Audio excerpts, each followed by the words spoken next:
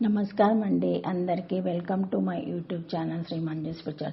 మనము లలిత సహస్రనామాలకు ప్రతిపదార్థాలు తెలుసుకుంటున్నాం కదా. శ్రీమాత్రే నమః. 285 నామము ఆ బ్రహ్మ కీట జనని. ప్రతిపదార్థం ఆ బ్రహ్మ నుండి కిటకీటకముల వరకు, అంటే అందరికీ జనని తల్లి.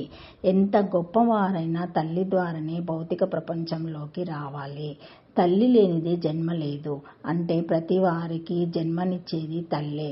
సృష్టికారకుడైన బ్రహ్మ నుండి ఆ బ్రహ్మతో పోలిస్తే సూక్ష్మాతి సూక్ష్మంగా ఉండే కీటకానికి కూడా జన్మ రావాలంటే తల్లి ఉండాల్సిందే. అటువంటి తల్లులందరికీ మూల కారణమైన తల్లి శ్రీ లలితాదేవి. జన్మనిచ్చిన వారికి ఉత్తమ లక్ష్యం బ్రహ్మపాద ప్రాప్తి. ఎత్తిన జన్మకు అధమ ఫలం కీటక జన్మ ప్రాప్తి. అయినా ఈ ఇద్దరికి జన్మనిచ్చేది అమ్మలగన్న అమ్మవారే. కర్మఫలాలను నిర్ణయించి తగిన శరీరాలతో వారికి పునర్జన్మ ఏర్పాటు చేయడం కూడా అమ్మవారే చేస్తుంది. బ్రహ్మ మొదలు అంటే బ్రహ్మాండము మొదలుకొని లేదా హిరణ్య గర్భుడు మొదలుకొని సూక్ష్మాతి సూక్ష్మమైన జీవరాశినంతటిని సృష్టించేది ఆ పరమేశ్వరి. ఆమె సర్వప్రపంచానికి కారణభూతురాలు.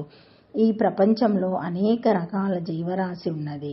నడిచేవి, ప్రాకేవి, ఎగిరేవి, పరిగెత్తేవి, గ్రుడ్లు పెట్టేవి, పిల్లలను కని పాలిచ్చి పెంచేవి, జలచరలు, భూచరలు, ఉభయచరలు, విషజీవులు, ఈ రకంగా 84 లక్షల జీవరాశి ఉన్నది. వీటిలో ఒకదానికన్నా ఒకటి ఉత్తమమైనది.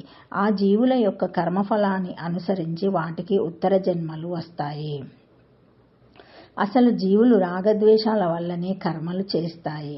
సృష్టిలో పుట్టిన ప్రతి జీవి తన కర్మఫలాన్ని అనుభవించాల్సిందే.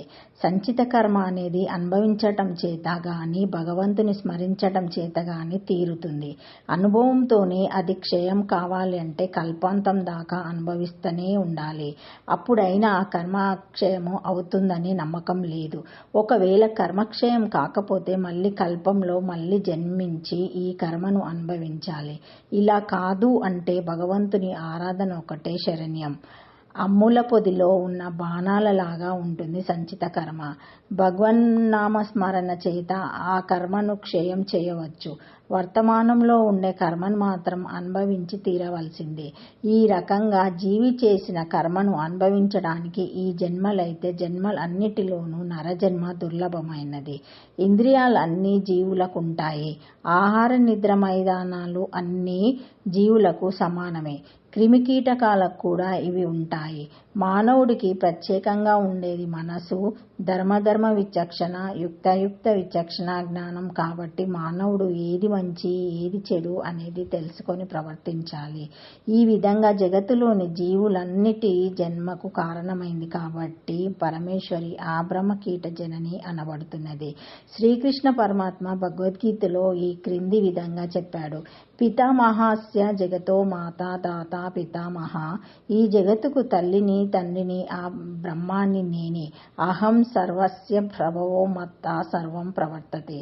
ఈ సర్వానికి నేను ఉత్పత్తి స్థానాన్ని మాతను.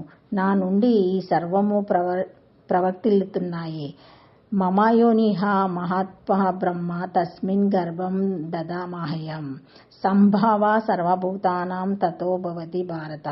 ఈ ప్రకృతి నా గర్భస్థానము. దానిలో నేను నా బీజాన్ని ఉంచుతున్నాను. దాని నుండి సర్వప్రాణులు వాటి కర్మఫలాలను అనుసరించి జన్మిస్తున్నాయి. తాసం బ్రహ్మ మహాద్యోని అహం బీజప్రదం పితః.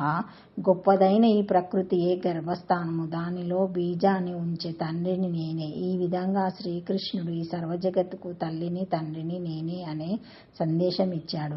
జనని శబ్దాన్ని అనుసరించి జనక శబ్దం కూడా అన్వయము. పై విషయాలన్నీ అమ్మవారికి అన్వయిస్తాయి. కనుకనే ఆ బ్రహ్మ కీట జనని అనే నామం పరమేశ్వరికి సార్థకము.